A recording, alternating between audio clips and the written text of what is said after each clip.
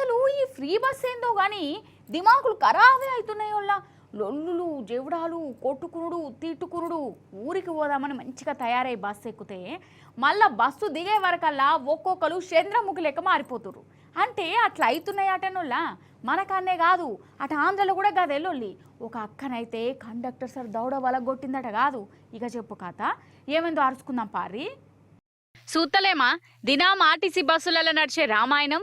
టికెట్ల కాడ లోల్లే, సీట్ల కాడ లోల్లే, బస్సులు బరాబర్ అత్తలేవని లోల్లే, తనుకునుడు తిట్టుకునుడు. అసలు ఈ ఫ్రీ బస్సు సల్లగుండా ఎందుకు వచ్చిన ఫ్రీ బస్ అని తిట్టుకోనోళ్ళు లేరు.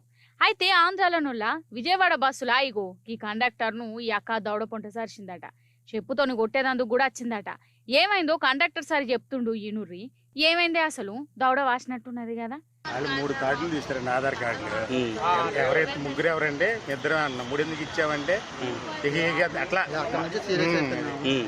ఆగన్నట ఆధార్ కార్డు అడిగినందుకు ఆమె కొట్టిందట. గట్లా కొట్టచ్చునా మరి ఆమె ఏమంటుందో ఇందాం. అక్క నీకు గంతగానం కోపం ఎందుకు?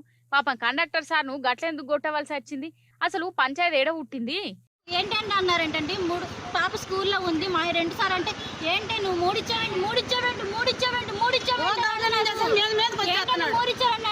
ఏంటి అనేసరికి నీకు కొట్టాను సార్. కొట్టలేదు ఏమి అంటాను తప్ప సార్?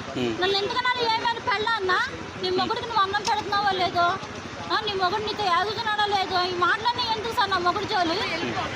ఆగనట ఆమెను ఏమే అన్నాడట. నడిమిట్లా ఈమె పెనిమిటి జీకర తీసిండట. వాళ్ళ ఆయన పేరెత్తంగానే అక్కకు కోపం వచ్చిందట. అందుకే కొట్టవలసి వచ్చిందని అంటుంది. ఆవు అని కండక్టర్ సారు ఆమెను ఏమే అనొచ్చునా?